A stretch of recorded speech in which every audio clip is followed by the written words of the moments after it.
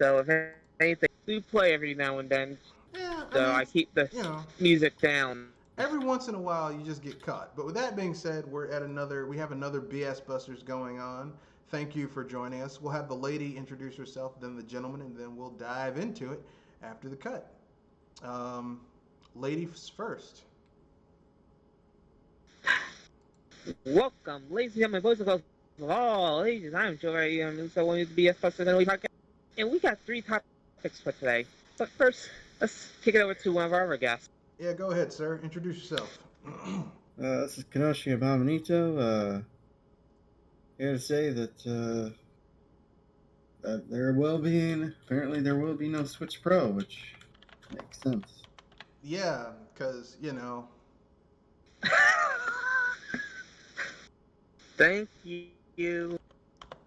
I've been, if anything, we'll probably get into this later, but I'm going to say, we told you so.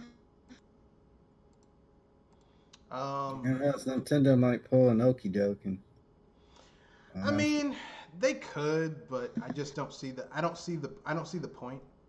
I know some people are gonna get mad when they hear that, but I don't see the point. I don't see the point of a lot of things, but that doesn't stop them from happening anyway. I mean, I understand what you're saying. I'm just simply saying it.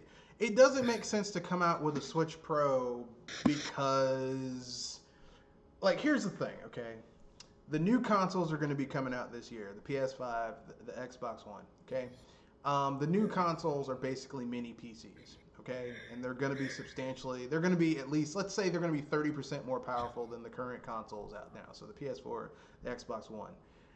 Okay, that's still a substantial leap. Okay, so with in terms, and when I say power, I don't mean in terms of like the amount of performance for energy used. I mean power is in the performance that you get for the games that they're running. Okay, um, so the Switch already kind of struggles to play last gen games.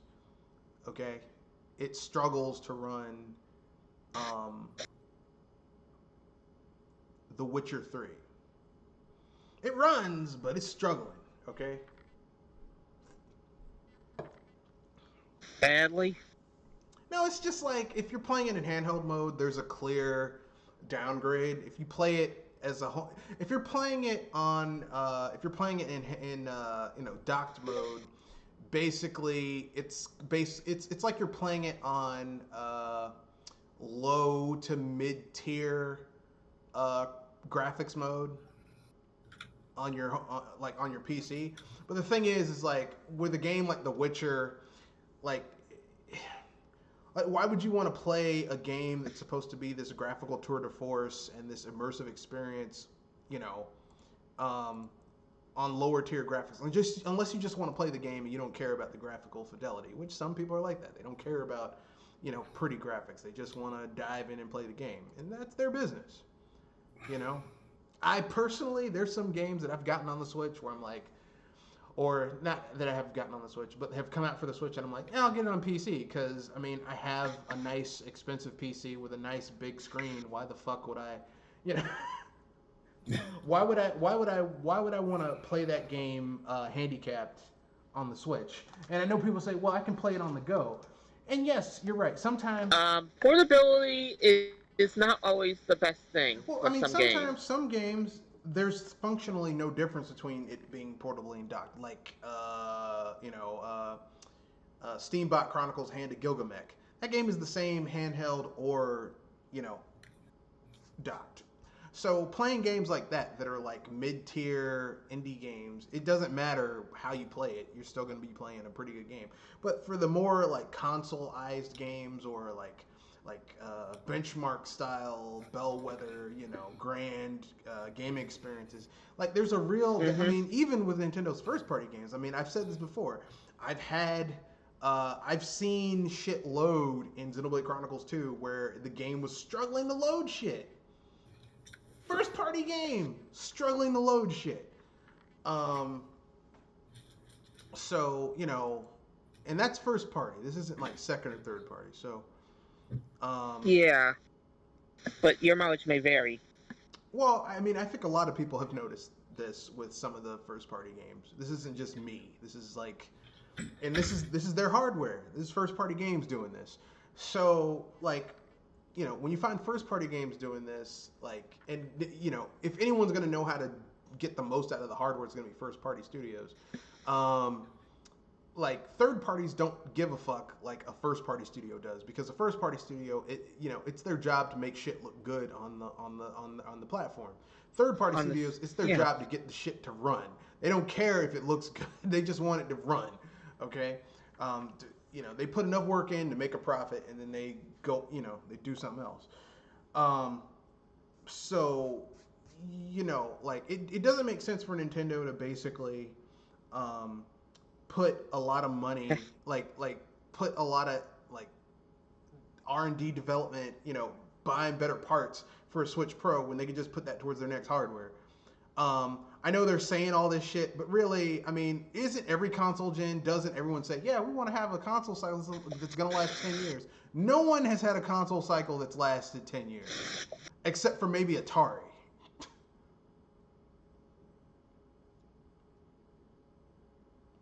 But that's And a. and that's a different story if I think about Yeah, that's a completely different story. But by and large, no one's going to have a 10-year console life cycle. And really, I mean, let's be honest. If anyone did have a 10-year console life cycle, that'd be the most boring fucking console life cycle of all time. it. I think some of the handhelds would have a say about that, I but said console life cycle, not handheld. yeah. But some people would consider handhelds a console, but otherwise, No, I get your point. they don't. a console is fundamentally different from a handheld.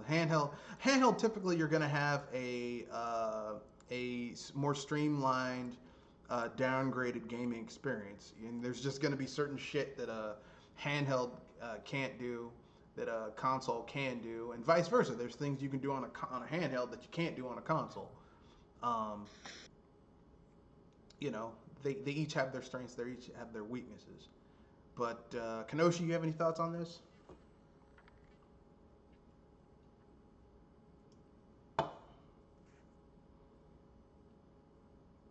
Apparently not. Actually, Apparently not. But anyway, yeah, I just don't really think. I just don't. I think what's going to happen is Nintendo is going to say this. I think you're going to see the Switch sales kind of start to dip down a little bit unless they come out with some games that are going to really push the stuff forward within the next year and a half, maybe 18 months. Um, I Metroid is likely going to be coming out before the Switch is over. what Metroid Prime 4? I think that might Yeah. be the last game on the Switch. Because remember, they had to restart development of that game last year. And Metroid Primes Oh, take yeah. 3 to 4 years to be made. So if they had to start it last year, and this system is supposed to last 5-6 years, let's say 6 years, because they're going to add another year because it's selling well. Because the Wii, for people forget, the Wii had like a 6.5 year life cycle too, because it was selling really well. Yeah. So, I mean, it would make sense for them to just basically, for it to be like one of those last games on the system type thing, or a cross-gen thing where it's like on the Switch and the next home console. If that's the case, it's cool. I just hope that we don't get first-party games that are struggling to fucking run on the hardware like we've had with other games that came out for the system.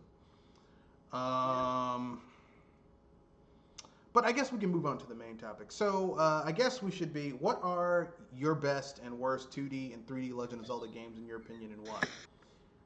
Who wants to go first? I can't touch 3D since I never really got into the 3D senses. All right. And people are going to hear, and people are going to cry at me now.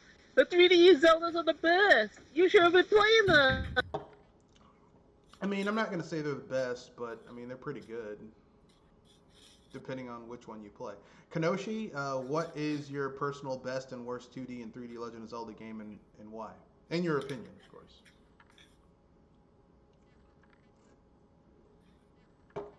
What did I miss? We talked about basically how it doesn't make sense for Nintendo to come out with a Switch Pro. How they're probably going to stretch the life cycle of the Switch out to 6 years.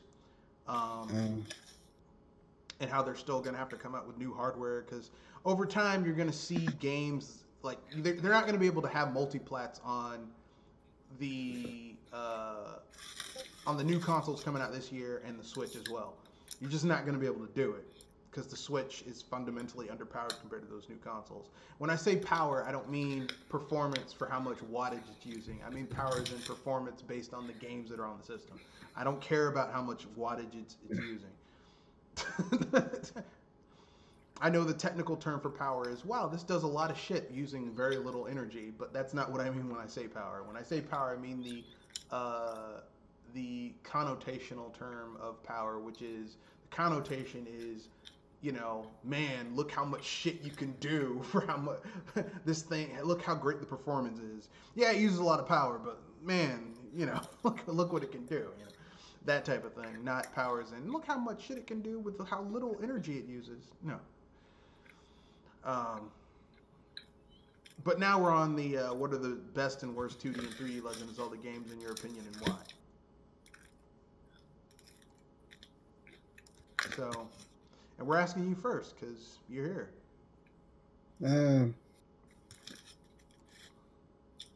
Let's see. 2D and 3D Zelda games. There's Link to the Past, which that was the first Zelda game I played.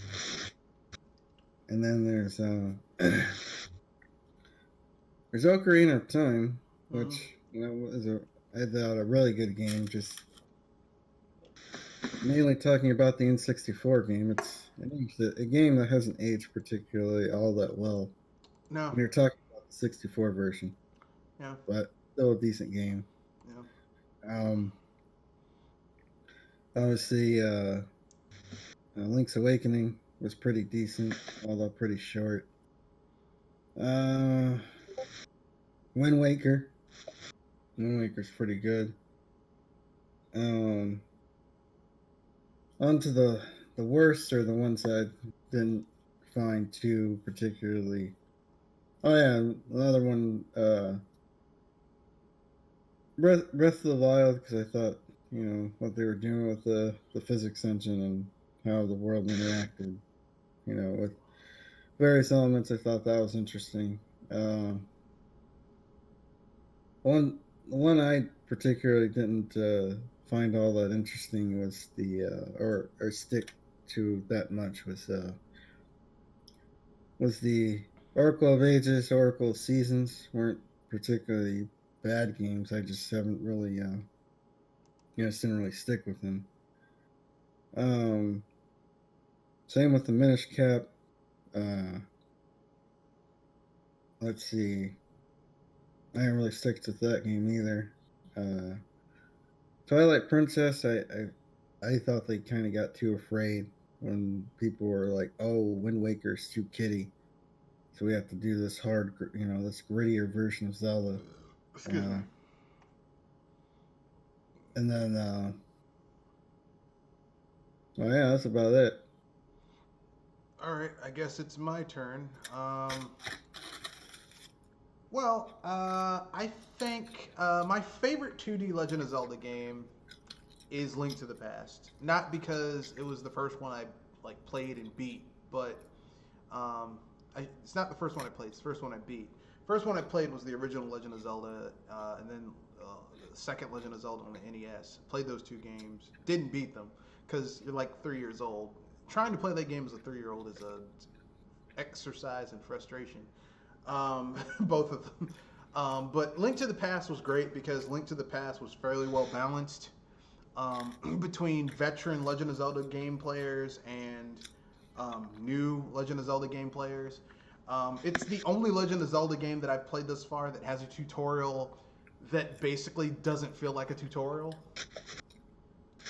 Like the first dungeon of the game, Rescuing Princess Zelda, you learn the basic things you have to know in order to play a Legend of Zelda game, and you do all of that without them telling you, hey, this is a tutorial, hey, this is a tutorial. They don't beat you over the head with a tutorial. There hasn't been a Legend of Zelda game since then that has basically been able to, as well designed wise Pull it tell off you that this is a smoothly. tutorial. Well, to basically give you a tutorial that teaches you the basic skills you need without letting you know this is a fucking tutorial. Even Breath of the Wild can't do it. You know, but I mean, the basic skills you need in order to play any Legend of Zelda game, you learn in the first. Well, except Breath of the Wild, because it's not really a Legend of Zelda game, but like the basic skills you need for a traditional Legend of Zelda game, 2D or 3D, you learn in the first dungeon of Legend of Zelda: Link to the Past. Which is amazing that they were able to do that without, and it's a tutorial, but they don't let you know that. You learn about dungeon diving, puzzles, the big key, treasures, secret passages, everything in literally the first dungeon. And they don't, it's not like, man, this is a tutorial. You're like, wow, I'm getting into the story. I'm figuring out what's going on in this world. It's really well designed. And the game basically kind of holds your hand for a little bit if you're not used to a Legend of Zelda game, but after a while it really opens up and it's like, do whatever the fuck you want. Basically, it's a game where, like, Link to the Past is a game where it rewards you for using your mind. So basically, if you're an intelligent gamer and you like understand like logic and exploration and stuff like that, the game gets easier. Like, you know, the second major dungeon in the light world is the desert dungeon. The desert temple. Well, it's not really a temple. It's called something else. But it's like the desert where you have to fight the sandworms. Now, like, you know, the typical trope of a Legend of Zelda game is, well, the item that you find in the dungeon is the weakness of the boss. Not so in the desert dungeon, because the weakness of the boss in the desert dungeon... You get the power mitts. Is all you get is the power mitts, which just basically lets you pick up heavy objects. That's it. Like, these aren't going to help you against the boss. The weakness of the sandworms is the ice rod, which is someplace else entirely. Like, not even in the dungeon. But you wouldn't know that if you don't actually... I was about to say, that's ages away from the place that you're at now. Yeah, and you wouldn't know that if you don't actually go and read text in the game and actually look shit up. And you don't need it, but it makes it a lot easier. Moldorm, the boss of the Tower of Hera, where you get the pendant of power. Of power? Yeah. Yeah, the pendant of power. You literally, like, he doesn't really have a weakness. You just have to learn how to move around and hit his weakness, which is his tail. It's the positioning. Yeah, it's positioning, right? So, I mean, right there in Link to the Past, you learn all that stuff. And some people say, well, it holds your hand too much. The light world kind of holds your hand, but once you get to the dark world, that game just says, well... The gloves are off. You know, and here's the thing. If you played the first two Legend of Zelda games... The light world by itself has like 5-6 dungeons in it before you ever get to the dark world. You've already basically done most of the original Legend of Zelda and all of Legend of Zelda 2 by the time you did the light world. And then you're like, man, fighting Aghanim, who at that point is the toughest enemy you fought at that point in the game.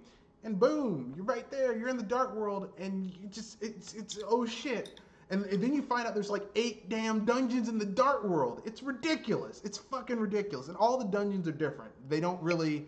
Each one has their own theme, their own character to them. So it's not like... Yeah. You know... There's an element to each of them. So if anything, they always force you to go to one dungeon first. Well, in the dark world, the first dungeon is the Palace of Darkness. But after that, the game opens up and you can go to almost any dungeon you want in any direction. Although, like, you can skip dungeons, but the thing is, if you skip dungeons, you will be facing enemies that are far more powerful than what you're used to, and you might get your ass kicked.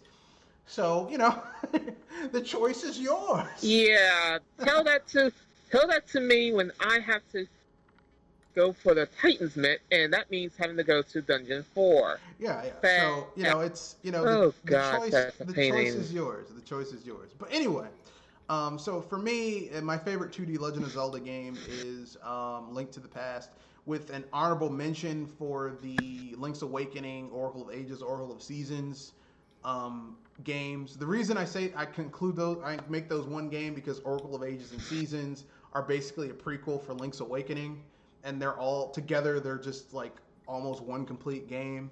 I like those games. I like Link's Awakening for the Game Boy Color, the DX version, because of what they were able to do. They were basically able to put 66% of what you would find in Link to the Past on a Game Boy, which is amazing. Really, it's a really impressive game for its time, and I mean, this is my own personal opinion, but I think the remake that they made kind of pales in comparison next to what they were able to do on the Game Boy. I just think they shouldn't have charged $60 for that game. Like, as Yeah. much as I enjoyed playing that game, Yeah, that game should have been like 40. That game should have been like 40. It should have been like 40. It should have been $39.99 or even $49.99, but not 60. Not $59.99. Not for what is essentially a remake of a Game Boy Color game. But it's Nintendo and they're greedy and people will buy it anyway. At this point, Nintendo gets shit in the box and people would buy it because it says Nintendo on it. But yeah, those are my favorite 2D Legend of Zelda games. The best. My worst 2D Legend of Zelda game is a tie between I want to say Minish Cap and I know this is gonna earn me some hate from people, but I'm not a big fan of Link Between Worlds. I know some people are gonna be like, but how can you not like? I don't think it's I don't think Link Between Worlds is well designed. I think that even the villains are kind of lame. Because Link Between Worlds exists because it's standing on the shoulders of Link to the Past, but it's not as good as Link to the Past. Not even close. And it feels... I was going to say, Link to the Past, I mean, Link Between Worlds is not bad, but it's not its own identity in a sense. Well, I mean, it's just not... It's not the identity. It's just, it's not as well designed as Link to the Past. Like, because they wanted to go for that open world design where you can go anywhere and you can do the dungeons in any order... The dungeons don't have any ramp up in difficulty, not really. And because they don't have a ramp up in difficulty...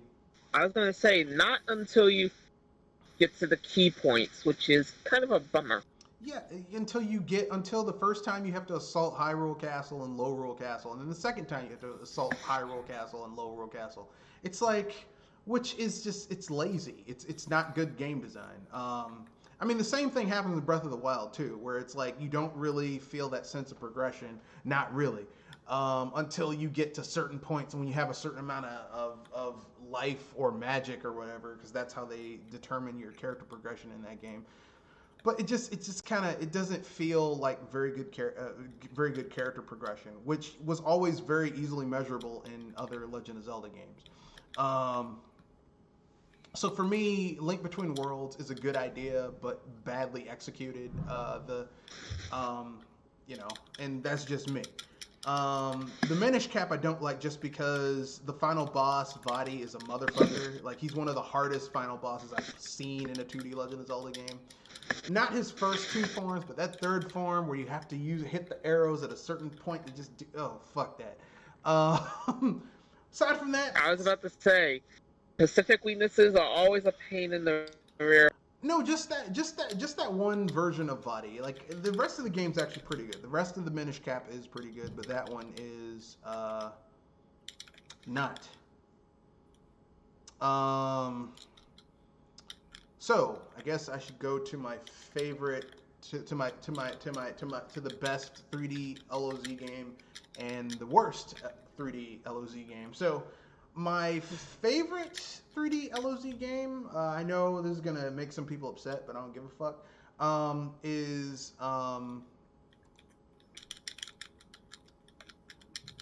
my own personal favorite, is I like Twilight Princess. Twilight Princess basically, to me, Twilight Princess basically feels like, to me, all the shit that they kind of missed due to the hardware limitations on Ocarina of Time. Like, they had some ideas, but the technology at the time just didn't let them express it very well. They did in Twilight Princess, and it works out pretty well. So I like that. But they also fixed shit that sucked in Ocarina of Time. Like Kid Link sucks in Ocarina of Time. It's terrible. And they know Kid Link sucks in Ocarina of Time because in Majora's Mask, Kid Link doesn't suck. But Kid Link in Ocarina of Time is trash. Like the first third of Ocarina of Time is just like, okay, let me get through this so I can stop being a shitty little kid. Like that's basically all it is. Like, can I get through this shit? Because Kid Link sucks. His weapons suck. His moveset sucks. He can't use half of his equipment. It sucks. It was never a good idea. So yeah, Kid Link. I feel sorry for Kid Link. Kid Link sucks in Ocarina of Time. Majora's Mask, he's a much better character. But in Ocarina of Time, well, he did gain experience. Well, not just that. Ocarina of Time, Kid Link sucks. It's just, and look, to be fair, it was the first 3D Legend of Zelda game, so you got to give him a pass on some shit. But overall, Kid Link in Ocarina of Time is trash. Like, he's just fucking trash.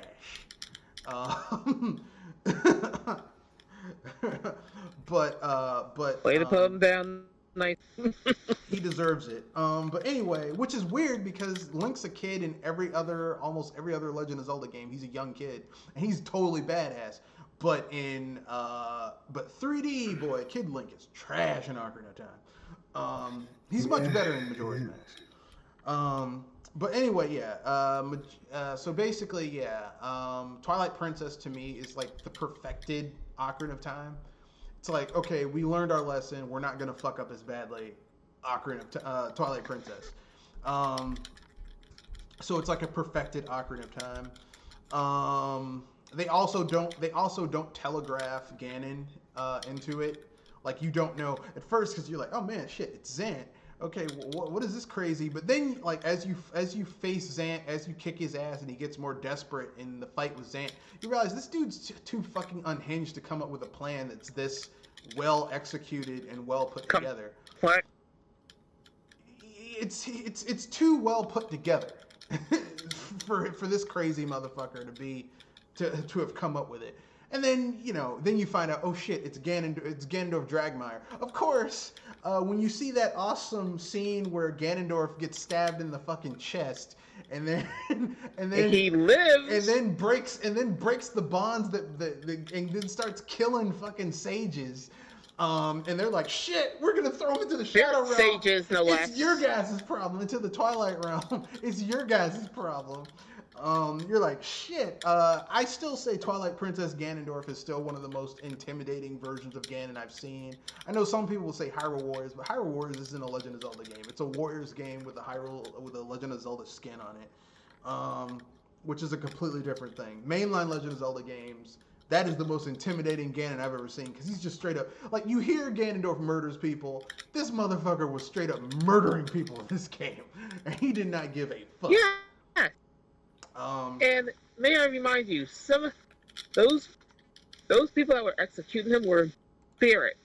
He was killing. This motherfucker was killing ghosts. He was killing ghosts.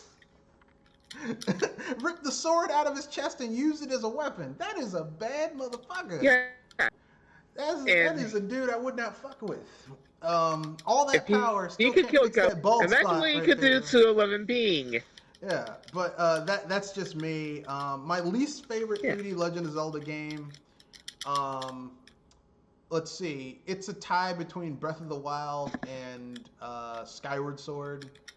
Skyward Sword. Yeah, I forgot about Skyward Sword. Yeah, Skyward Sword. That's how much I didn't like Skyward Sword. It was forgettable. Skyward Sword, for me, Skyward Sword was a good idea, but just bad execution because they spent so much time trying to get that fucking Wii Motion Plus to work. For everything, because that was going to be the showcase for Wii Motion Plus. And like, here's what I've discovered about Nintendo. When they build a game around one particular gameplay concept or game design idea, the overall game design suffers. Breath of the Wild was built around that open world sandbox style gameplay. and it's not very good. um, and Skyward Sword was built around Wii Motion Plus, and it's not very good. It's like you spent so much time focusing on the leaves on the tree that you forgot you were in a fucking forest, which is which is the problem with those games. I know some people disagree. I don't care if you disagree. These are my opinions. Mileage very. These are my opinions. Or as they say, these are my onions. These are my onions, and if you don't like it, well, sorry. If you don't like my onions. But yeah, and Breath of the Wild I didn't like just because it was very, how can I put this nicely? Breath of the Wild feels like the biggest fucking bait and switch of a Legend of Zelda game I've ever played, because Breath of the Wild had so much promise, and like it just didn't deliver on any of it, in my opinion. Like you have the biggest Hyrule we've ever seen, with all these different areas, and all of it, like all of this world building, and none of it is used for a goddamn thing. There's only like 5 dungeons in the entire damn game, which is, well, 6. That's 5. I was gonna say that's 5. That's 5. Official dungeons and many mini ones. No, 6, and then you have basically, they aren't even mini dungeons. They're just the temple. The trials are basically just like they're trials. They're little distractions. Like you've got the 4 Megazords, okay. Then you've got Hyrule Castle, and then you've got the Ninja Headquarters, and that's it. Those are 6 dungeons. In a Legend of Zelda game this fucking big, you only have 6 dungeons, and the 4 Megazords are not huge. Like those can be done. You can complete those in like 20 minutes a piece. They aren't huge. Hyrule Castle's a little bit longer, but you can do that in like 30, 40 minutes. And the final boss fight between Ganondorf is a joke. Okay, it's a goddamn joke. I was about to say, especially if you do the 4 Megazords. Yeah, if you do the Megazords first, it's even a bigger joke. But it's still like once you master the shield, the perfect shield block. reflect. Yeah, once you master the perfect block with the shield, even Ganondorf, even if you don't do the Megazords first, it's a fucking joke. And then his true form, his beast, giant pig form, it's like literally hit enemy in glowing weak spot. It's one of the laziest final battles I've ever seen in a 3D Legend of Zelda game. It's embarrassing, and I don't like it. They actually put this shit out there, and it was literally not what it could have and should have been. And they're like, "Oh, we're making a sequel to this." I'm like, if it's anything like the first one, I'm not getting it. Hopefully it does better than the first one. If there are no real dungeons in this game, if they still have this fucking weapon breaking mechanic, if there's still this massive open world, but it still feels fucking empty, then I'm not interested. I'm not one of those people who's just gonna buy some shit just cause, It's like I'm out. I'm done. Yeah, that's because I don't have to spend my money on shit just because. That's the problem people don't understand. If you don't like what someone's doing, don't buy it, and let them know why you don't buy it. Don't just be like, well,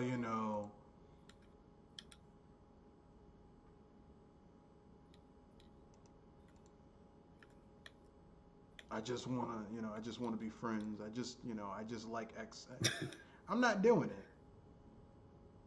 Well, it says Nintendo on it, so I guess I gotta get it. Look, I like Nintendo, but I'm not gonna buy Breath of the Wild. I'm not gonna buy The Legend of Zelda Breath of the Wild 2 if it's gonna be more of this, like, oh, we focus so much on this open world that the basic shit that should be in a Legend of Zelda game is non-existent or half-assed done. I'm not doing it. But that's just me. And if that music is still the trash that it was in the first game, then I'm definitely not doing it. Legend of Zelda is supposed to be this epic gaming experience, whether 2D or 3D. And Breath of the Wild has epic scope, but the execution is trash. But that's just my own personal opinion. You know, that's why it's called an opinion. It's your opinion. But with that being said, I guess we can move on to the next topic since everyone said what they wanted. I just realized I goofed that I didn't get my two least favorites and most favorites. That's my goof. Okay, go ahead. My personal favorite, it would be between The Legend of Zelda, Link to the Past, and Between Worlds. So, if anything, put Link to the Past over that because it really helps you feel the game in it, as in at least feel the series. All right. So, for my worst, I'm probably going to get roasted for this, but it might be Oracle of Ages. Really? See, I like Yeah, them. I mean, even though those games kind of have, like, Capcom fucked up the invincibility frame, so you take more damage from enemies' attacks in the 2D Capcom games for the Game Boy Color, than Link's Awakening, because they fucked up the invincibility frames. I think those games are still pretty good. I mean, they aren't as well designed as Link's Awakening, because, you know, Capcom is not, you know, Nintendo, but it's not terrible. Yeah, but as I was going to say that I barely had any real feeling of progress when I get stuck in a certain dungeon. Yeah, the dungeons aren't as well designed. I mean, I will readily admit that because the Capcom design team is not Nintendo. I will readily admit that. And the weird one that I would put in the middle as far as the odd ones that I would recommend to somebody for trying it out. Wouldn't recommend it for much else. Would be funny enough between The Legend of Zelda, Four Swords Adventures, and Triforce Heroes. Yeah, I think Four Swords Adventures and Triforce Heroes is pretty good. I take back Triforce Heroes, but Four Swords Adventure is pretty good. Especially the GameCube. I'd say I recommend those two, as in try it before you think about it. Yeah. Because those games are pretty out there, but they still have The Legend of Zelda. I don't know. That first one has one of the best heel turns I've ever seen. The Four Swords one that was on the GameCube. Because like the entire time, because that game is technically a sequel to the Minish Cap, and the entire time you're like, oh well, this is gonna be an interesting fight, and I'm gonna be fighting Vaati, and it turns out Vaati was just a pawn for Ganondorf, and you wind up fighting one of the most badass versions of Blue Pig, Red Cape, Pitchfork Ganon ever. It's like, god damn, this fat motherfucker. Yeah, and the worst of it is that you have to be careful of how you swing your blade. He plays colored ping pong. yeah, it's a lot of balance, but it's still a decent Legend of Zelda game. Not the best, but it's pretty decent. So I guess we have our next topic. If you're finished with your explanations, how to unfuck Final Fantasy. Any thoughts here? Any way to unfuck this mess? I got one. Okay. We return to the turn-based battle system. You beeper. Come on! It shouldn't be that hard to think. One player takes a turn, the other player takes a turn. You had something going good with the time battle system, and yet you ran away from it. You had something with the turn order system of Final Fantasy X. You ran away from that, Steve. And yet you consider Final Fantasy 13 and 15 as RPGs? I got one thing to say. I got something to show you. Middle digits, you mother beavers! Damn. So you feel very passionate about that. Yes. Well, I mean, I would piggyback off what she says, except here's what I would say. It doesn't have to be turn-based like it was back in the day, because, you know, for 3D RPG, that's kind of hard to like have people just standing there. But you could totally steal a page from Monolith Soft and have a like their active, like, because basically if you play like Xenoblade Chronicles X, Xenoblade Chronicles 2. I never got the feel of those games. Well, I mean, if you look at the combat system of that game, where you have like normal attacks that you just do, but then you have your special attacks, which essentially time is the resource you manage. Instead of MP, it's time. Like you do an attack, and then it takes time for it to be able to be used again. So it's like an evolution of the active time battle system from back in the day. Why don't you do that? It would totally work. You could totally have that, and you'd still have that tactical feeling that people enjoy with Final Fantasy. Would they do it? Probably not, because Square Enix is run by monkeys right now. And when I say monkeys, I don't mean that in a racist way. I just mean people who don't know what the fuck they're doing. They're just flailing around. I think you would say the intelligence of monkeys. No, but monkeys are pretty intelligent. Thing is, they're pretty smart. Computers? They're pretty goddamn. They can learn sign language. I can't learn sign language. I mean, I can learn a little bit of sign language, but they can figure out sign language and trade, and you know, like I was watching this thing where they had these troop of chimpanzees they were following in the Congo, and these motherfuckers were waging guerrilla warfare against another troop of chimpanzees, and they were having less fatalities and more success than human soldiers waging war with modern technology. So really, I mean, for people to say you have the intelligence of a monkey or a chimpanzee, it's pretty. That's not really an insult. But they are pretty intelligent. Basically, you know that scene from Jurassic Park where they were talking about how badass the raptors were. You know, they're like, yeah, the raptors, they're terrible. You know, a raptor looks at you, you know if she's working things out. Well, that's basically, if you want to know what a modern day raptor is, chimpanzees. They're modern day raptors. You know, a chimpanzee looks at you, they're looking at you, okay? It's not like I'm just staring. They're looking at you. They're figuring things out. They figure out how to get out of, like, I watched... What? They could think. Yeah. I watched this documentary. And they're not afraid to use their brain. I watched this documentary about these chimpanzees that got out of this enclosure at this zoo in the Congo, and they got out and they went on a rampage. They were fucking killing people, disemboweling people, ripping off people's arms, castrating dudes. I mean, literally, chimpanzees are like, you know, listen, I would not fuck with a chimpanzee. And I mean, like, you know, if I was a zoologist, someone said, hey man, you work with the apes, I would not fuck with a chimpanzee, because chimpanzees are lethal. They're terrifying. Okay? Like a male chimpanzee is about 4 times stronger than an adult male.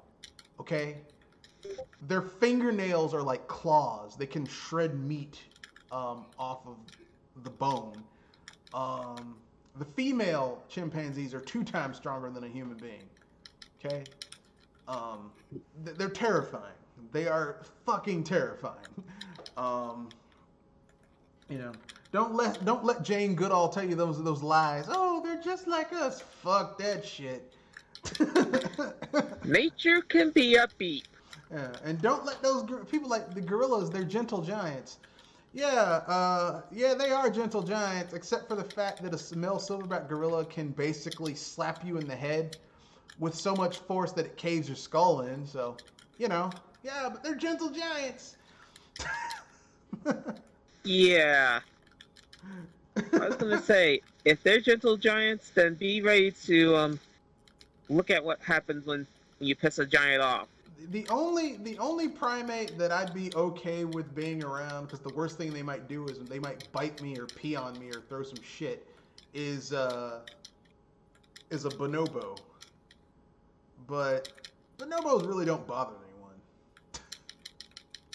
anyone. Like, I've never heard about them killing anybody. And, you know, I can deal with a monkey trying to pee on me versus something trying to kill me, because I can wash off some urine, but when you're dead, you know? Yeah, you can't. Right? You can't come back from that, you know? Or this one African dude who worked at the enclosure where the chimpanzees got out, they ripped his fucking arm off. He ripped it off. Just ripped the fucking arm off. Well, I guess you can wipe yourself off if you're dead. Someone will wipe it off for you. Hey, this dude had his arm ripped off and was castrated, and his entrails were pulled out of his stomach. Yeah, those are the chimpanzees did that. Yeah, It must have pissed him off, because I'm sure they just don't act that way unless they're being antagonized. No, the thing is that the thing about chimpanzees is that the thing you have to realize about chimpanzees is that they're like us. Okay? They have sociopathic tendencies. They have to show, like, here's the thing. You could be a chimpanzee, they could be familiar with you. They could like you. But here's the thing. If it's a whole bunch of males and they have a socioeconomic structure, the other males will think he's a punk if he doesn't take you out. You understand? Like, he's got to beat your ass or they're going to come after him. You see what I'm saying? Like, it's terrifying because they have social structures and, you know, they have reputation and they got to be badass and build alliances and they're smart and they can use tools and they can figure shit out. They're deadly. They're the real life raptors. Like, fuck, you know, you watch Jurassic Park and they're like, yeah, we could totally take. No, we couldn't. No. If they ever figure out a way to clone dinosaurs and bring them back, fuck that shit. No. Because I know if they're anything like chimpanzees, we're fucked. Yeah. Probably one of the worst things to imagine. Yeah, I'd stay away from it. That's just me. But anyway, enough with that. We got to move on to the next topic. Let's see. Trinell83 says Divinity Original Sin did cool things cool looking with turn-based system. Though I would say that's too slow for 3D, I guess. Or the Bravely Default series did something with turn-based too. Yeah, Bravely Default still was doing a more traditional turn-based series, turn-based combat. When it comes to they should go back. At least if they're gonna reboot, say, the Final Fantasy franchise, they should go back to like an isometric like Divinity Original Sin. Maybe not the same gameplay, but similar art style and gameplay design. Yeah, I could see that. No, that's a good point. Let's see what else. Next topic.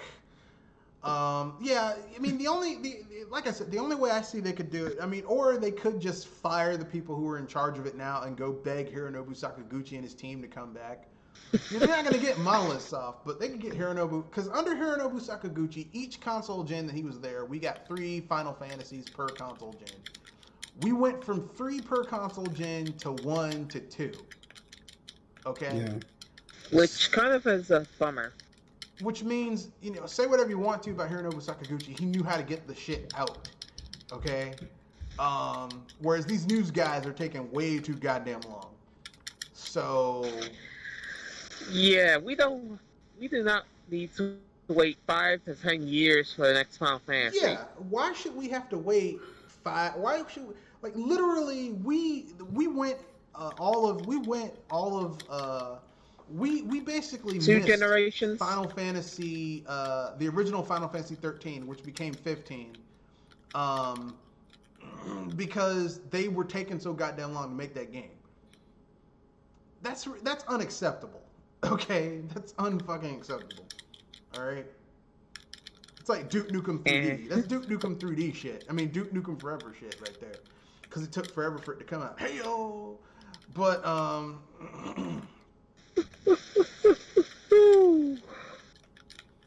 So they basically need to fix that shit. Get Hironobu Sakaguchi back. Go back to the basics, because clearly the people over there don't know what the fuck they're doing. They don't. Let's keep it real. They don't know what the fuck they're doing. Because the guy who made Final Fantasy 15, he left. He was like, "Fuck this shit," and left. Literally, they were supposed to have like 5 DLC episodes. He made 2 and left. Think about that. And this game supposedly was successful. It tells a lot of what goes on in the. It tells what's going on in the process, doesn't it? This game supposedly was financially successful. Do you honestly think if that game made back its money that dude wouldn't have left? If that game was so successful and made all this money, that dude would still be at Square Enix. He left because it's dysfunctional, okay? But don't say that because people get mad. Okay, so no kidding. Yeah, so finally, our final topic is, what is the best game you played that you had to force yourself to start, but once you got into it, you loved by the end of it? Me and Red probably are in the same boat with this one, because both of us had to play Fire Emblem in a sense, which was hard for us to get into, and yet it was kind of fun. No, Fire Emblem was never like that for me. I mean, it was frustrating, but I liked it. Okay, in that case, it's just me on Fire Emblem. Yeah, that's your boat. Yeah, that's the boat you in. I like Fire Emblem. I've always liked Fire. Matter of fact, I think the Fire Emblems that they made now that are a little bit too casual. Like I'm not too into that. I like the hardcore difficulty of Fire Emblem, where you actually your choices have consequences. You will lose troops. People will die, like a real war. Well, you can still play that way. Yeah, you can still play that way, but it's like you got to go into a thing. You got to choose it. Like that's what default Fire Emblem was back in the day. Like if you fucked up, you lost your troops. If you made a bad decision, your favorite character would die or get besieged and lose a lot of health. It was tense. And so when you made good decisions and you kicked the computer's ass or got out of a battle with nary a scratch, you felt like For me, I always had that problem with thieves, as in, come back here, you little mother. I know you grabbed something. I need it, and don't you? That's that. Come back here. Fair enough. Kenoshi.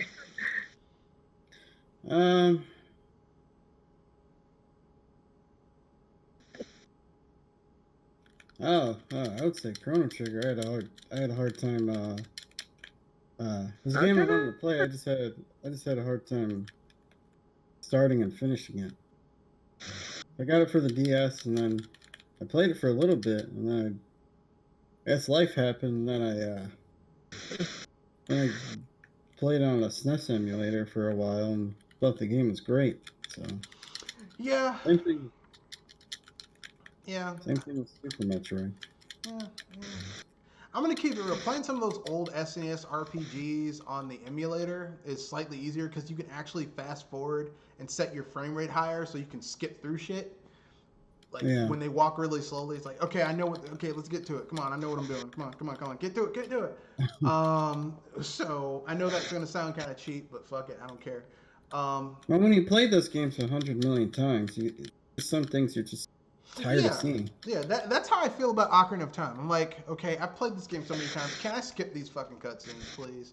I get it. The Great Dignitary is gonna die. Kabor Gaber, shut the fuck up. I know what I'm doing. I've been to Hyrule Field literally hundreds of times.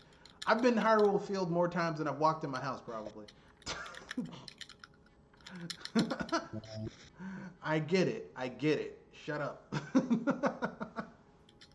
But I get what you're saying. The game for me that was kind of tough to start, but once I got into it, was hard to, like, I love playing through that game, is Ogre Battle 64. Played the original Ogre Battle, enjoyed that. Ogre Battle 2, aka Tactics Ogre. It took me a long time to get that game. I finally got it on Game Boy Advance. It's okay, but it's basically like a prototype for Final Fantasy Tactics. I'm not a huge fan of Final Fantasy Tactics. Not the original Final Fantasy Tactics. I like the advanced games, but the original one is way too fucking dark for a video game, in my opinion.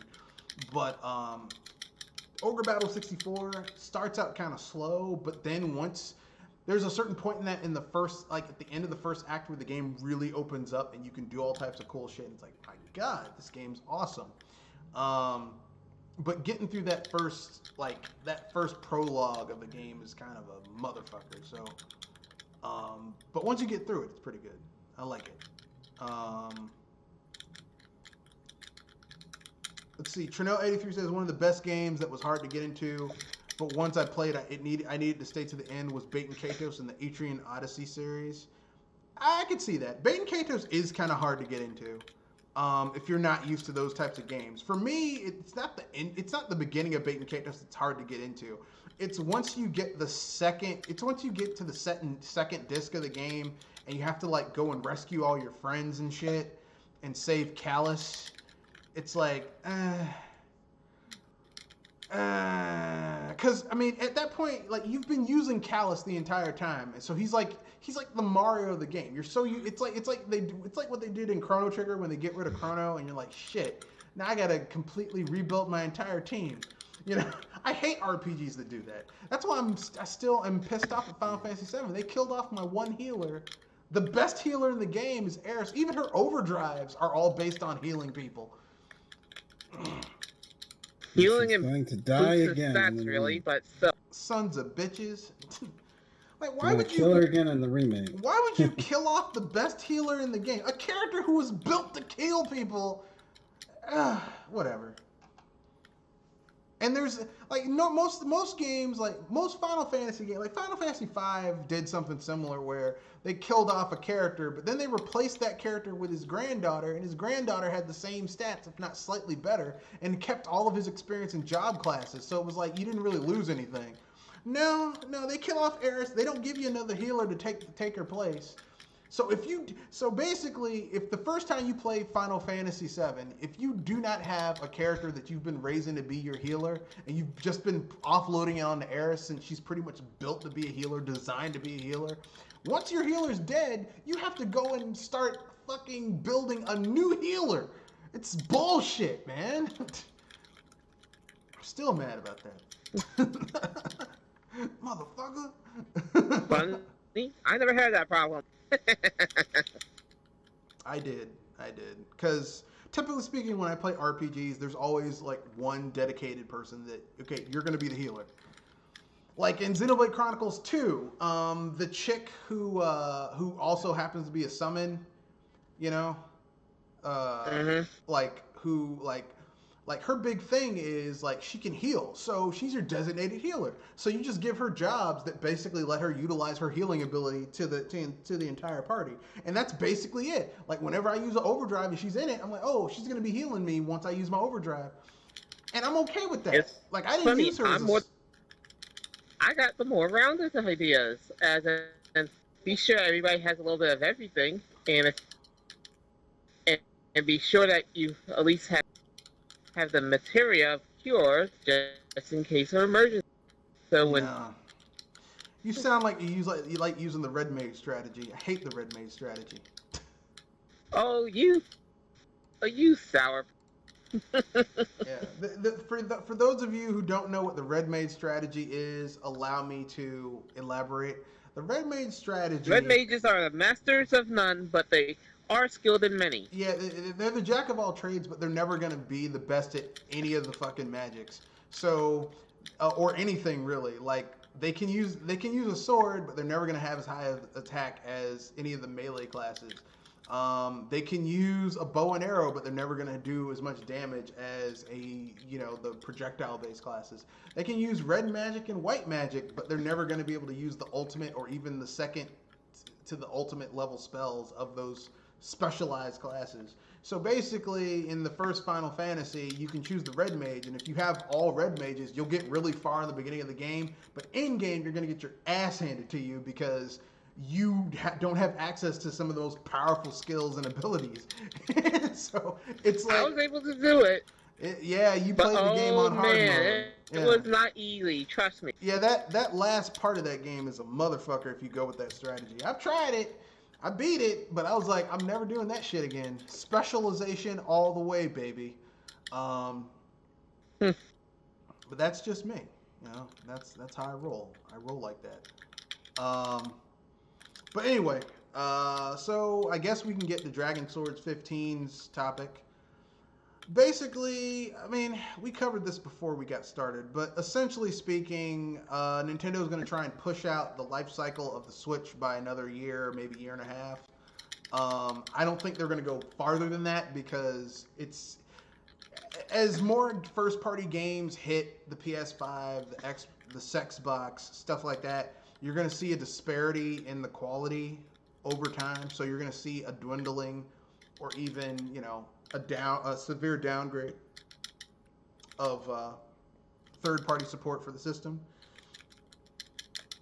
which shouldn't be a problem because Nintendo's sitting on a lot of money from how much software they've been selling for the damn thing. But Nintendo's starting to get complacent like they did with the Wii, and I don't like Nintendo when they're complacent because then they get a little arrogant, they get their ass up on their shoulders, they start doing shit that's like, I don't like that. So if anything, we also got a new president, remember, and that don't mean shit. Mean a lot more trouble. They're starting to get a little. They're starting to get a little bit arrogant. They're starting to get their ass up on their shoulders a little bit. I was saying that with along with the new president that they're starting to get a little bit high, so you might want to be extra careful. Well, look, it's on him. I own very little stock in Nintendo, and not enough for me to really get any dividends or anything. So whatever. I know, but I was saying that if anything, you might want to you might want to watch them extra carefully now. I mean, they'll be fine either way, but they just need to not be so arrogant. Speaking of the president, Switch Online's their online subscriber count is at 15 million. Even the president himself recognizes that their online is fucking mediocre, and so he says that they're going to make it better.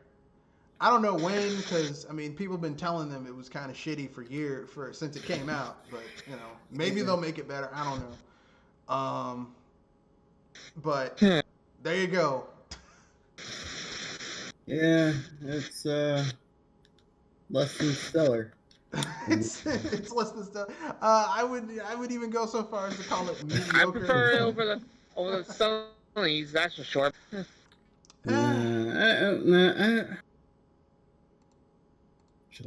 Look, I'll keep it real, okay? If their online was, if it was $20 a year, and it was commensurate to what they were doing on the Wii U, I wouldn't be upset because you had a web browser, you had a web browser that you could use to watch other shit. So even if the service that you liked wasn't on the web, like you didn't have an app for that for whatever service you wanted to watch media on, you could watch it through your web browser. So it was like, oh, well, they don't support this, but I can still watch it anyway. I mean, the thing is, say what you want about Sony, and but they still offer some pretty decent deals on the PlayStation Plus store. Yeah, they do have sales that actually matter, and not sales like they do on the Switch, where it's like, yeah, this is a sale. No. But then again, I mean, to be fair, like, I have a PC, and I'm used to Steam sales and PC sales, and PC sales are ridiculous. Like, they're like... Yeah, kind of... Yeah, it's almost spoiled a little bit on PC, so I can't really... But I feel kind of bad, but yeah, it's kind of bad. But that's just me. To each his own.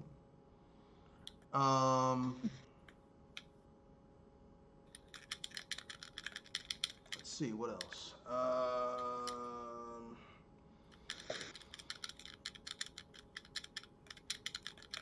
So yeah, I'm not really surprised. I mean, like I said, the problem. Okay. Each online service has its issues. Microsoft's online service is, I mean, it's basically the standard, but its online service is okay. Sony's online service would also be on par with Microsoft's, except for 3 major issues. First one is it's not stable. It goes down almost every 3 to 4 months. It's not secure because you're always hearing about it getting hacked. And third of all, they charge you way too much for a service that has those two former issues. Like if Sony's service was $30 a year or even $40 a year, but they're charging people $70 a year for a service that's constantly getting hacked, they're losing people's ID numbers, and it's going down every 3 to 4 months. That's a problem. Nintendo's service is cheap, that's a plus, but it's worse than it was when it was free. So that's kind of my issue. Like, you know, if it was $20 and the same, I'd say, okay, well, they got to do something. But you're going to charge me $20 and it's worse. Okay, let's have a dialogue about that. But that's my own personal opinion. People can disagree or agree. I don't care. I can fully disagree on some of that. Yeah, people can agree or disagree. Everyone's opinion. But if anyone, but let's talk about something else. Apparently, they're making a Lethal Weapon 5. Now, before anyone says anything, wait, what? Yeah, the only reason they're making a Lethal Weapon 5 is because Bad Boys for Life, aka Bad Boys 3, came out and made a lot of money, and they're like, well, shit, the buddy cop movie's back. But before we go any further, I have 3 titles. Subtitles we could give Lethal Weapon 5. We call it Lethal Weapon 5. They are too old for this shit. I was about to say Elder Team. Lethal Weapon 5. They are too old for this shit. Lethal Weapon 5. Hey, with Danny Glover and a racist. Lethal Weapon 5. Lethal Weapon 5. Really? For real? Does anyone really want to see Mel Gibson in anything these days? The movie. To be honest with you, only the age folks would probably go in for that third part. I don't know. I personally don't want to see Mel Gibson in anything. Not because I didn't like some of his movies when I was a kid, but because like after hearing some of the comments he made concerning his girlfriend and his girlfriend being his former girlfriend and mother of his child being raped by a pack of black men. He didn't say black men. He used a disparaging term used against black people. I was like, hey, yeah, fuck Mel Gibson. And I don't want to see him ever again. I like Danny Glover, but I don't like Mel Gibson. So unless this movie opens up with Mel Gibson getting shot in the face and we never see him ever again in the film, then I don't want to see it. But that's just me. But with that being said, I guess we have a little bit extra time, so I guess we can go to free topic. Free topic. I got one though. If anything, I'm not sure if you really want to go this way. No, you can go. You can bring it up. It's free topic. Okay. Blizzard, you have now accomplished something that only a movie game was able to. You managed to piss off the people enough.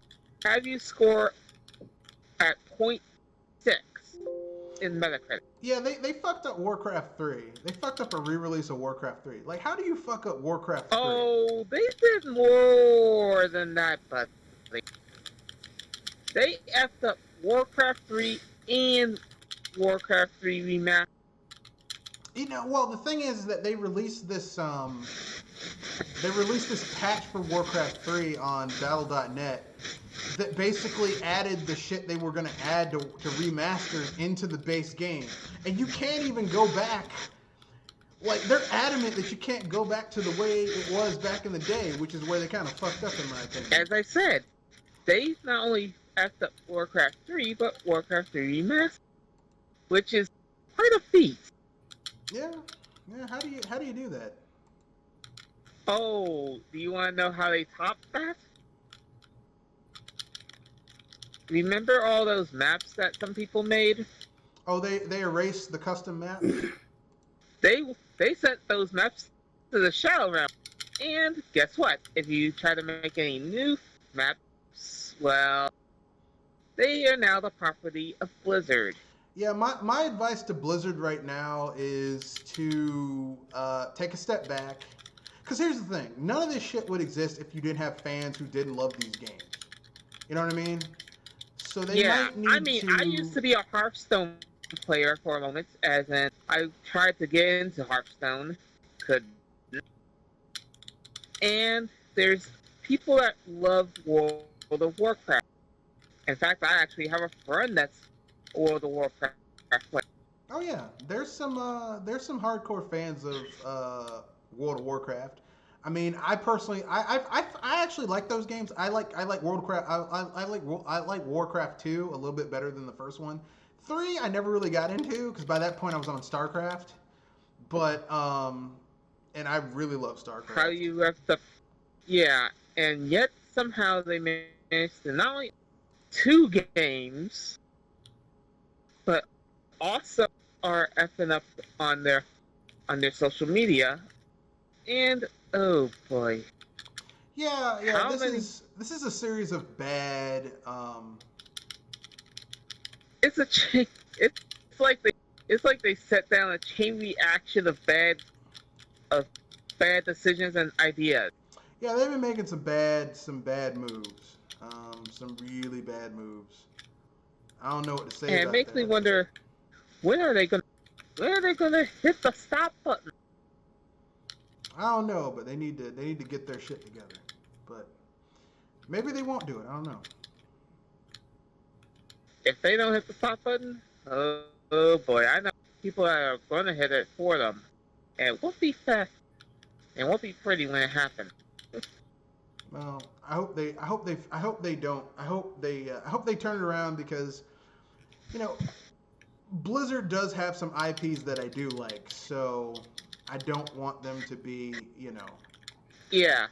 So one last thing. Blizzard, you trying to stop people from getting their refunds and trying to at least get something back out of the disaster you made. You trying to ban those people? You are definitely putting yourself near EA and Bethesda naughty list. Yeah, yeah, this is them trying to be greedy basically, but whatever. It'll it'll balance out eventually, hopefully. But yeah, that's my own. You got any thoughts on this, Kanoshi? Just with that, eat. Oh man, Activision? just Blizzard. Yeah, it's there's so many Activision. fucked up companies. It's hard to keep up with all of them, you know. Yeah.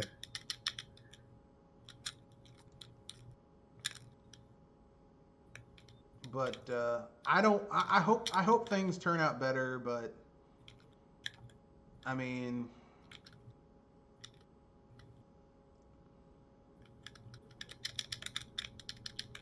we are dealing with assholes, so you know, you never know.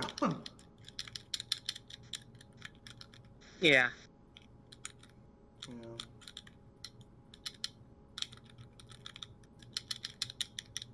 You know, I want it to be better, but who's to say it will be better? I don't know. So let's see. Let's see. We have some news from Atari. Atari hotels announced for Phoenix, Austin, Chicago, and more.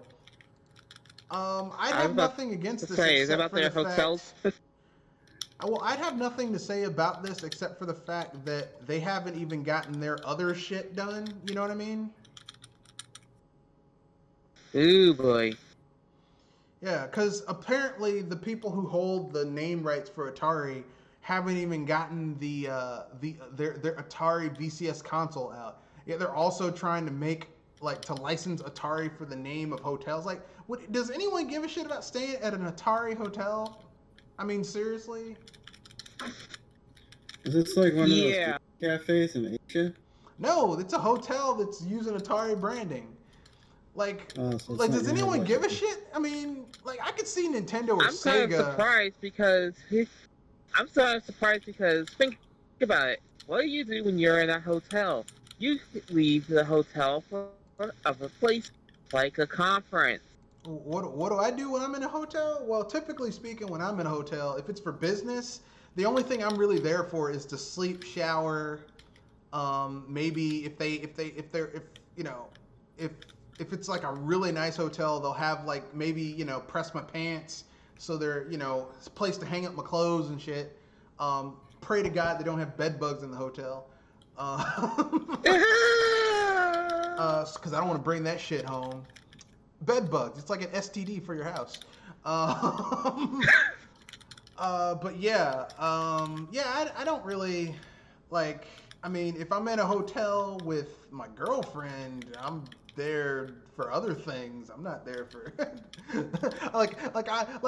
the only themed hotels that I've been to that I've actually felt like, wow, this was worth going to a themed hotel was when I went to Japan last time. I went to the first year the Godzilla hotel was open. I went there because I'm a Godzilla fanboy. I'm a Godzilla fanboy. There you go. I've answered the own question. And when I like the times I've gone to Universal Studios and stayed at the actual theme park, there's actually like themed hotels at the park that are like tied into the park, and they have a shuttle that will take you all the stuff. But I mean, that's just convenience, really. You're paying for the convenience of not having to park someplace, drive into the park. It's all there. But I mean, like, I don't think anyone would give a shit about a themed hotel park. You know what I mean? Yeah. I mean, a themed hotel. Unless it's like something like a Nintendo. Like, would you stay at a Nintendo themed hotel? Like, if you had the money, you were like, I'm gonna stay here. Like they had like a kitchen, like in their continental breakfast was like a higher class continental breakfast, and they had like the servers all looked like Princess Peach or Toadette. They had like a playpen where they had like a little like a Mushroom Kingdom area with like little like those things that when you were little kids at the park, like they were like horses on springs and you could like ride them, except instead of a horse it's a Yoshi. Mm-hmm. Like, I mean, maybe, but Atari? I think Nintendo could pull it off. Atari, though. Atari lost value since last time I heard from them, and that's quite a good while back if I think about it. Yeah, I mean, I don't see it being a thing, but what do I know? I'm just some guy, you know. Yeah, you're the guy that has machines that munch quarters. I mean, I just don't see the point. Like, it's just one of those things where I just don't see the point. You know what I mean?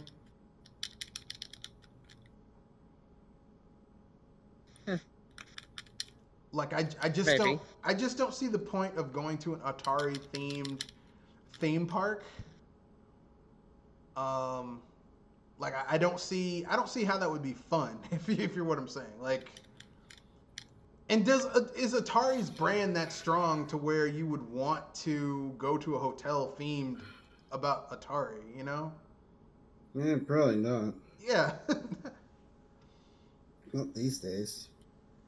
I mean, maybe in the 70s or the 80s, but now, I mean, shit, Sega would have a better chance. Hey, it's the Sonic the Hedgehog. Look, wouldn't it be interesting to go to a Sega hotel that was like all had Sega IPs? So like at any given time, maybe you're like in the pool and you could have like a guy dressed like Axel, not Axel, Axel from Bare Knuckle, aka Streets of Rage, just come in. Like at any given time, there just could be like a random pantomime fight from Streets of Rage just going on. Some guy, Grand Emperor! He just knocked the fuck out of that guy. They knock over a garbage can, eat out of it. No, that's not part of the thing. That's a homeless guy. I don't know. I don't know.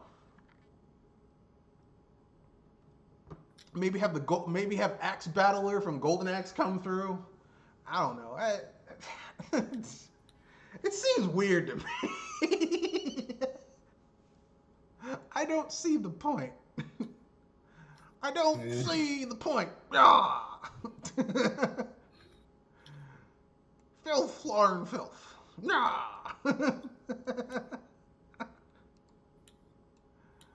I don't know, man. I don't know. That being said, anyone have anything else they want to talk about before we wrap things up? Free topic. Got like 9 minutes left. Anyone?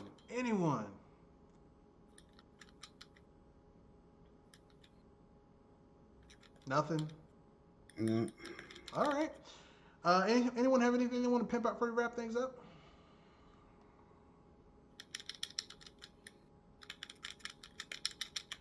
Nothing?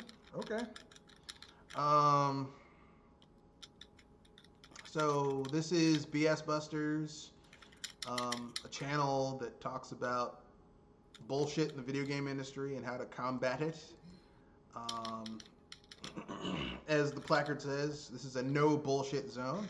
If you want to get involved with the channel, if you would like to know us and be friends with us, to get in touch with We got many ways to contact us. Really. Yes, 3 ways to get in touch with the cast via Gmail. You can reach me at Mr. Red Fox BS Busters, bsbuster@gmail.com, or at Twitter at Matthew Wesley at Mr. Red Fox 91. You can also go on Discord and look for us. The Discord channel is BS, that's capital BS, space Buster, capital BUSTERS. You can be part of the chat. I will leave a link in the description. If you would like to be a part of BS Busters, that'd be okay. That's all right. Remember, rate, comment, share, subscribe, all that stuff. I'm not going to be like so many people on YouTube. I don't have a Patreon. I don't need a Patreon. I don't want your money. Yeah, and besides, you play games to impress other people, don't you? That's right. I do. I don't play games to have fun. I play games to impress other people. So with that being said, that's the end of the podcast. Remember, rate, comment, share, subscribe, and Hype responsibly, ladies and gentlemen. good night.